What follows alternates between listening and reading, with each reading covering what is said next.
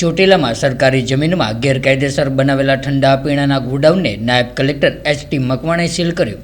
ત્યારે જો વાત કરીએ તો સુરેન્દ્રનગર જિલ્લાના ચોટીલાના નાયબ કલેક્ટર એચ.ટી. મકવાણાએ ચોટીલામાં આવેલા પ્રાઇમ લોકેશન ઉપર દબાણ આઈડેન્ટિફાઈ કરતા ચોટીલામાં આવેલી સરકારી હોસ્પિટલની સામે જ સાઈડમાં કોકા-કોલા ક્રિસ્ટલ બેવરેજનું ગોડાઉન સરકારી જમીનમાં શંકાસ્પદ લાગ્યું હતું. ત્યારે સ્થળ ઉપર મામલતદાર શ્રી ચોટીલા અને સર્કલ ઓફિસર શ્રી ચોટીલાને રેકોર્ડ સાથે બોલાવીને ખાતરી કરતા આ જમીન સરકારી જમીન છે અને તે જમીનમાં તદ્દન ગેરકાયદેસર રીતે 2500 ચોરસ મીટર વાળી જમીનમાં દબાણ કરીને 500 ચોરસ મીટર વાળી જમીનમાં પાકું બાંધકામ કરી ઠંડા પીણાનું ગોડાઉન બનાવવામાં આવેલ છે. ત્યારે બાકીની જમીનમાં ગાયોનો તબેલો તેમજ અન્ય હેતુ માટે ઉપયોગ કરવામાં આવતો હતો.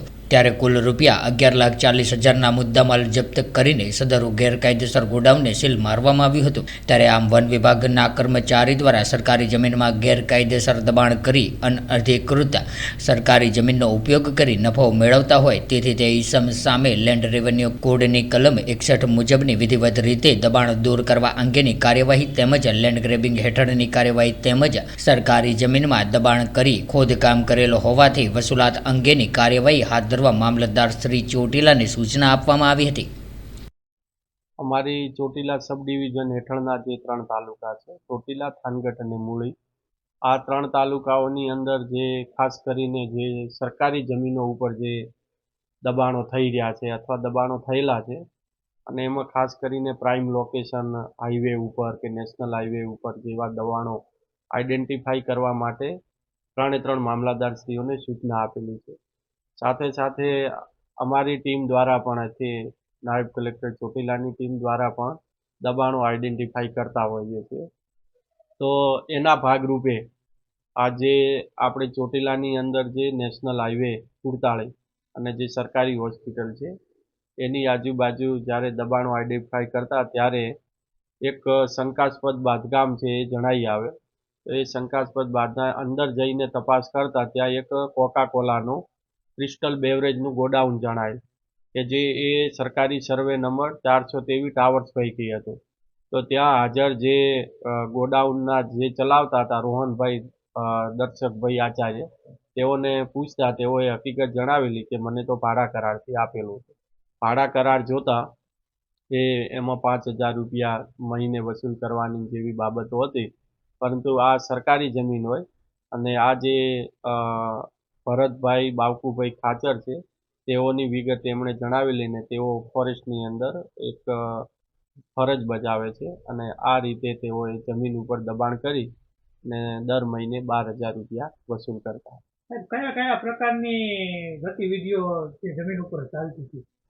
ગતિવિધિઓમાં એક તો જે કોકા-કોલા અને ઠંડા પીણા અને પાણીની બોટલોને એક ગોડાઉન આવેલું છે. એટલે એક તો એ કોમર્શિયલ હેતુની ગતિવિધિ ચાલતી હતી. સાથે સાથે ત્યાં રહેણાંકના પણ 2 ઓરડીઓ આવેલી છે અને ત્યારબાદ એક ઉપરની સાઈડ ગાયોનો તબેલો પણ છે અને અન્ય હેતુ માટે પણ આ જમીનનો ઉપયોગ થતો હતો. કોણ વ્યક્તિ હતો અને હવે તેના વિરુદ્ધ કયા પ્રકારની કાર્યવાહી હાથ ધરવામાં આવશે? આ જે વ્યક્તિ છે દબાણ કરતા એ વન વિભાગના જે કર્મચારી છે ભરતભાઈ બાવકુભાઈ ખાચર છે તે ફોરેસ્ટર તરીકે ફરજ બજાવે છે. તેઓનો હાલ આ દબાણકર્તા તરીકે નિવેદનોની અંદર અને હકીકતો સામે આવેલી છે અને તેઓની સામે જે પણ કાંઈ કાર્યવાહી કરવાની થાય છે કાર્યવાહી મામલતદાર શ્રી ચોટીલા દ્વારા હાથ ધરવામાં આવેલી છે. કેટલા સમયથી આ દબાણ હતું અને તેમાં કેટલા કઈ રીતે આપના ધ્યાને આવ્યું? દબાણ કેટલા સમયથી હતું એ જો ભાડા કરાર જોવા જઈએ તો 27/4/25નો ભાડા કરાર છે. એટલે અંદાજિત 8 મહિના જેવું આ દબાણ થયેલું છે. પણ તે છતાંય તપાસ ચાલુ છે કે ખરેખર ક્યારે દબાણ થયેલું હતું. સાહેબ, હવે આગામી શું કાર્યવાહી હાથ ધરવામાં? અત્યારે જે ગોડાઉન છે ગોડાઉનને તો તાત્કાલિક ધોરણે સીલ મારવામાં આવ્યું છે.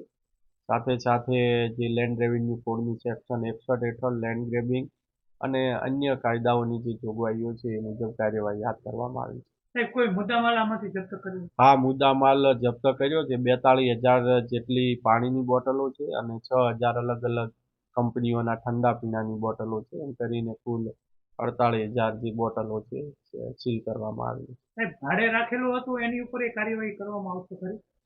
હા, એ પણ એટલા જ જવાબદાર છે, કારણ કે કોઈ સરકારી જમીન ઉપર આ રીતે ખોટા ડોક્યુમેન્ટ બનાવી ભાડા કરાર કરવો વગેરે એ પણ ગુનો જ બને છે, એટલે એમની સામે પણ કાર્યવાહી